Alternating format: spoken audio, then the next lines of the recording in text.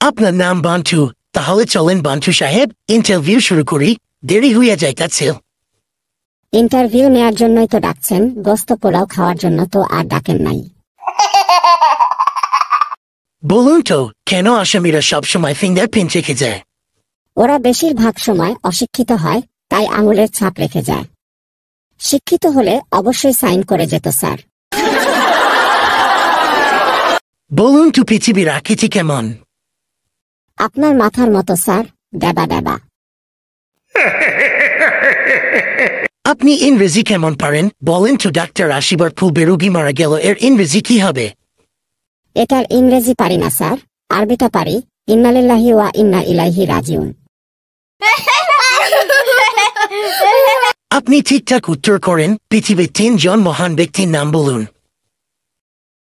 রবীন্দ্রনাথ ঠাকুর, Einstein আর আপনি। মানে আপনার নামটা যেন কি স্যার? স্পোলাররা কত ভালো।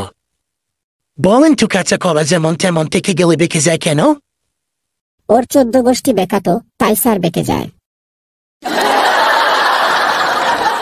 ধরেন আপনি কোনো শপিং মলে গেলেন, আপনি 2 তলায় দাঁড়িয়ে দেখলেন 3 তলায় আগুন লাগছে, এই রকম, আপনি তখন কি করবেন? এদিক সেদিক তাকিয়ে দেখে সাথে সাথে মল ত্যাগ করব স্যার। আসেন একটু বিনোদন জগৎ থেকে ঘুরে আসি। বলেন তো, পরিমণির ছেলের নাম কি? রাজ্য ধ্বংস হয়ে স্যার গোবরে পদ্ম ফুল ফুটছে। আপনি আমার মাথাটা নষ্ট করে দিতেছেন। আচ্ছা, শেষ প্রশ্ন, বলেন তো, পৃথিবী থেকে সূর্যের দূরত্ব কত?